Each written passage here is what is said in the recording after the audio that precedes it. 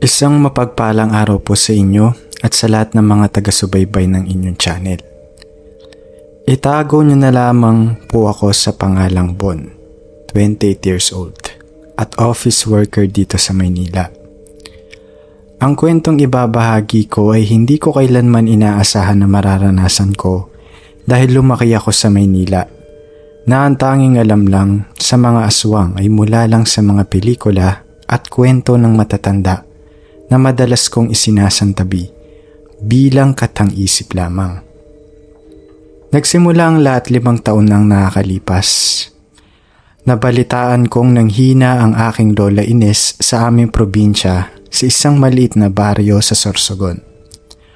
Ayon kay mama, hindi raw malaman ng mga doktor doon kung ano ang sakit niya.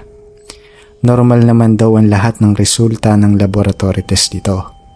Pero paubos ng paubos ang kanyang lakas. Para siyang kandilang dahan-dahang nauupos. Dahil ako ang paborito niyang apo at matagal na rin akong hindi umuwi sa amin, nag-file ako ng 1 linggong leave sa trabaho para dalawin siya. Ang biyahe pa lang papunta sa amin ay isang malaking pagbabago na mula sa magulong buhay ko sa Maynila. Mula sa terminal ng bus, kailangan ko pang sumakay ng tricycle sa loob ng halos 1 oras sa isang daan na minsan sementado, minsan naman ay bako-bakong lupa. Ang pamilya namin ay may maliit na koprasan. Iyon ang bumuhay sa pamilya ng aking tatay. Ang amoy ng pinapatuyong niyog ay amoy ng aking kabataan. Pagdating ko sa bahay, sinalubong ako ng aking mga pinsan at tiyuhin. Ang bahay namin ay luma na, gawa sa kahoy ito.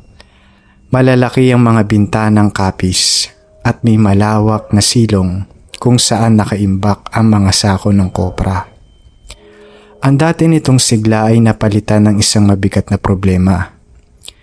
Naabutan ko si Lola noon sa kanyang silid, nakahiga sa isang papag. Ang dati niyang bilugang mga pisngi ay halos sumpak na. Ang balat niya ay kulubot na din. Tanging mga mata na lang niya ang may buhay at bahagya itong ngumiti nang makita ako. Hinawakan ko ang kanyang kamay. Malamig ito at butot balat na rin. Sa mga sumunod na araw, sinubukan kong ibalik ang sigla sa bahay namin. Tumutulong ako sa koprasan sa umaga. Nakikipagkwentuhan sa aking mga pinsan at sa gabi ako ang nagbabantay kay Lola. Doon ko napansin ang mga kakaibang bagay. Tuwing sasapit ang takip silim, kapag ang tunog na lang ng mga kuliglig at tuko ang maririnig mo, tila may nagbabago sa paligid. Si Lola na mahimbing na natutulog sa umaga ay nagiging balisa pagsapit ng gabi. May mga pagkakataong bumubulong siya ng mga salitang hindi ko maintindihan nun. Habang ang mga mata niya ay nakatitig sa kisame na gawa sa sawali. Isang gabi habang nagtutupi ako ng damit sa tabing higaan, sa ilalim ng liwanag ng isang maliit na gasera, may narinig akong ingay sa aming bubungan na yero nun. Noong una inisip ko na baka pusa lang ito. Ngunit kakaiba ang tunog nun. Mabagal ito na tila may gumagapang doon. Sinundan pa ito ng isang tunog na parang may kumakaskas, tulad ng mahahabang kuko na kinakaskas sa yero. Napatigil ako sa pagtutupi nun. Tumingin ako kay Lola. Dilat ang kanyang mga mata nun. Halatang natatakot din siya. Kinabukasan ikunento ko ito sa aking tito. Ibinaba niya lang ang hawak na itak nun at tumingin sa akin ng diretsyo. Wala siyang sinabi pero pagdating ng hapon, nakita ko siyang nagsasabit ng mga bugkos ng bawang sa bawat bintana ng bahay. Naglagay din siya ng isang maliit na platito na may asin sa paanan ng higaan ni Lola nun. Dito ko rin napansin ng isang matandang babae na nakatira sa isang maliit na kubo sa di kalayuan. Siya raw si Aling Sylvia. Bihira daw itong lumabas at kapag nakikita ko siya, palagi siyang nakatitig sa bahay namin. Minsan nakita ko siya naglalakad sa may gilid ng aming bakuran nang magagabi na. May dala siyang itim na manok nun. Huminto siya doon, tumingin sa bintana ng kwarto ni Lola at pagkatapos ay nagpatuloy sa paglalakad. Kinilabutan ako nun sa hindi ko malamang dahilan.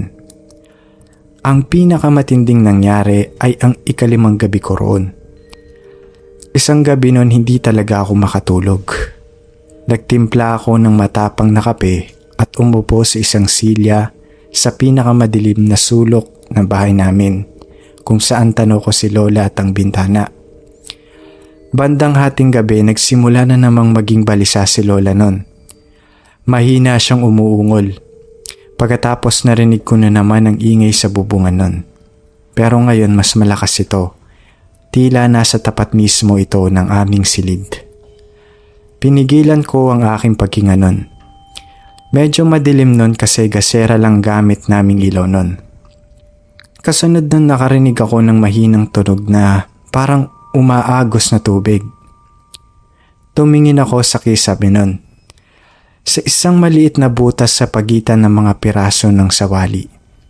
May nakita akong dahang-dahang bumababa doon. Ang bagay na yun ay maitim at manipis. Sa una inakala kong sinulid lang o dumi ng hayop ito. Ngunit habang ito'y humahaba, napagtanto ko kung ano ito. Para itong isang dila, napakahaba at halos sinliit ng isang sinulid sa dulo. Dahan-dahang bumababa yon patungo sa tiyan ni Lola na may manipis na kumot nun. Ang puso ko nun ay tila hihinto na sa pagtibok. Ang takot ay gumapang na muli sa aking mga paa, paakyat sa aking batok.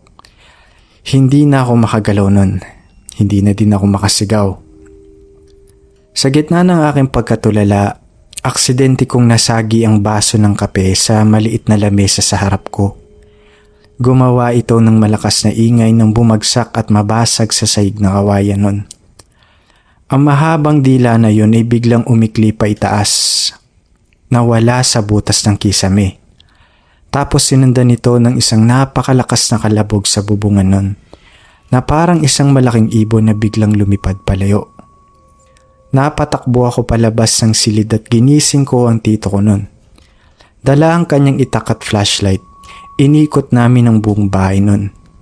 Wala kaming nakitang kahit ano, maliban sa isang kakaibang amoy na biglang umalingasaw sa hangin nun. Amoy bulok na karne po iyon na hinaluan ng matamis na amoy.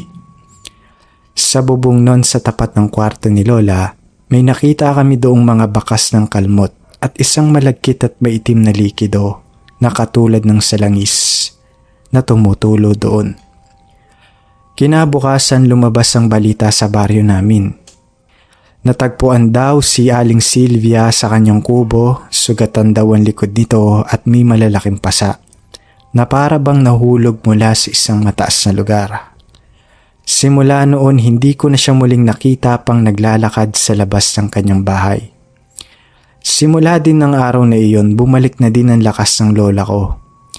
Pagkaraan ng ilang araw nakakaupo na siya at nakakapaglakad na din.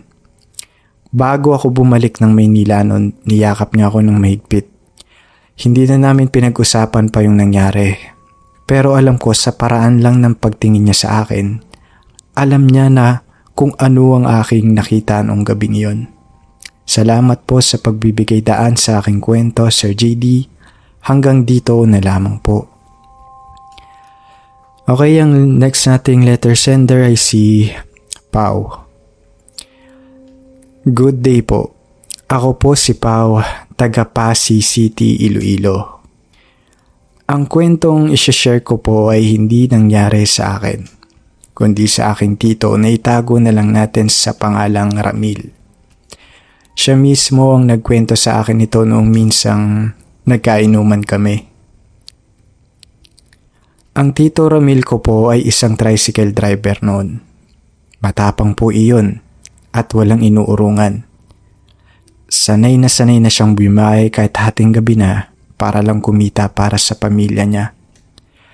Hindi rin siya naniniwala sa mga aswang o multo. Para sa kanya, kwentong barbero lang daw ang mga iyon. Isang gabi, bandang 11:00, may nagpahatid sa kanyang isang pasahero papunta sa isang liblib na barangay. Malayo-layo ito sa kabayanan at dadaanan mo pa ang isang kahabaan ng kalsada na napapaligiran ng malalawak na tubuhan nun. Pagkahatid niya sa pasaherong ito, pabalik na siya nun. Nasa kalagitnaan na siya ng daan na puro tubuhan nang biglang pumalya ang kanyang tricycle. Tumirik ito. Sinubukan niyang paganahin pero ayaw na talaga. Dahil wala namang ibang dumadaan na sasakyan sa ganong oras, nagpasya siyang lakarin na lang ito pauwi. Mga 3 kilometro pa siguro yun. Madilim daw ang daan nun. Ang tanging ilaw lang niya ay galing sa buwan. Habang naglalakad, may narinig siyang kaluskos sa kanyang likuran. Sa gilid daw ng tubuhan yon. Hindi niya pinansin, baka daw kasi hayop lang ito. Nagpatuloy siya sa paglalakad. Maya-maya pa sa gilid ng kanyang mga mata, may napansin siyang sumusunod sa kanya. Isang malaking itim na aso. Mas malaki pa raw ito sa isang German Shepherd. Kalmado lang daw itong naglalakad mga 20 metro sa likod niya. Hindi ito tumatahol o gumagawa ng anumang ingay nun. Nakasunod lang. Binilisan ni Tito ang paglalakad niya. Pero sa tuwing lilingon siya, nandoon pa rin daw ang aso. Pareho pa rin ang distansya nila. Dito na siya nagsimulang kabahan. Napansin niya ang mga mata ng aso nun. Sa dilim tila ba kulay pula daw ang mga ito. Sa takot tumakbo si Tito Ramil nun. Buong bilis siyang tumakbo. Ngunit ang nakakapagtaka, hindi man lang niya marinig ang mga yabag ng aso na humahabol sa kanya. Nang lumingon siya habang tumatakbo, nagulat siya. Nasa likod pa rin niya ito. Pareho pa rin ang distansya nila. Ngunit hindi daw ito tumatakbo. Tila ito'y lumulutang o nagpapadulas lang sa ere na kayang sabayan ng kanyang bilis ng walang kahirap-hirap. Doon na raw siya sinapian ng matinding takot.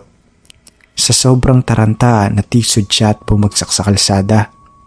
Paglingon niya, ang aso ay nasa harapan niya na nun. Nakatayo lang ito, nakatingin sa kanya.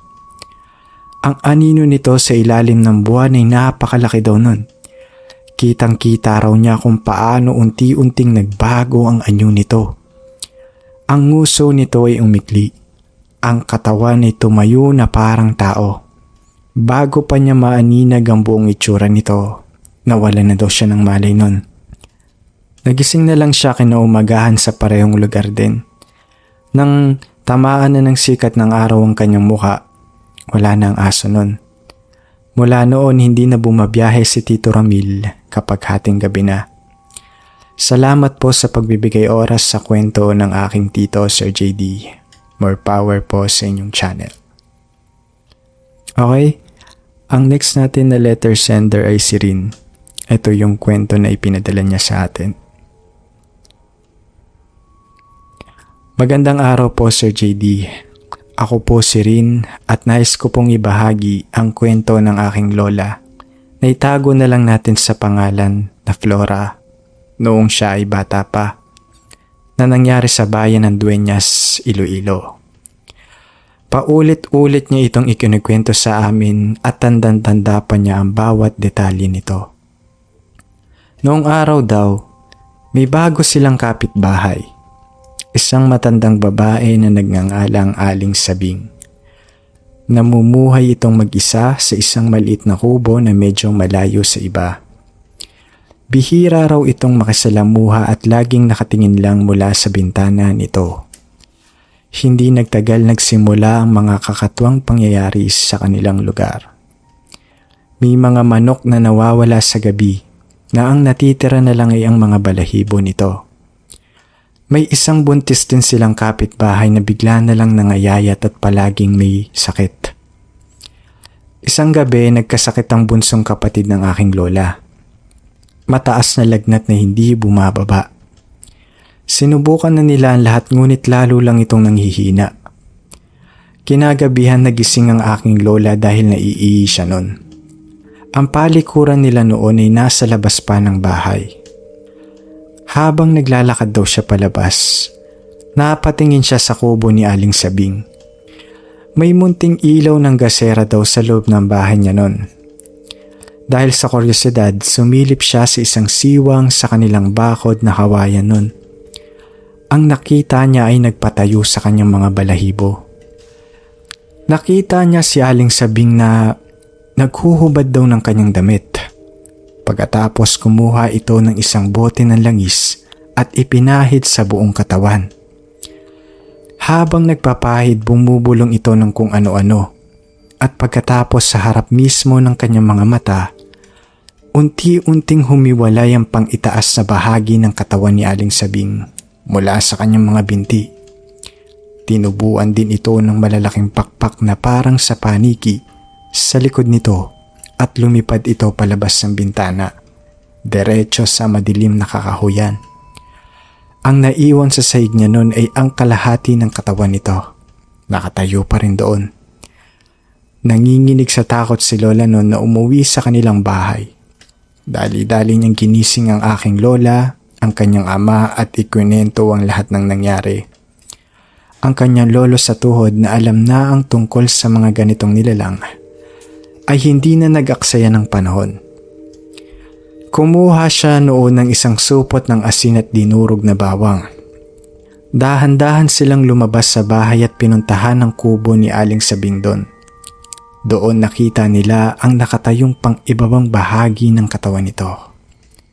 Walang pag-aalinlangan, ibinuhos ng aking lolo ang lahat ng asin at bawang sa ibabaw ng nahiwalay na katawan nito.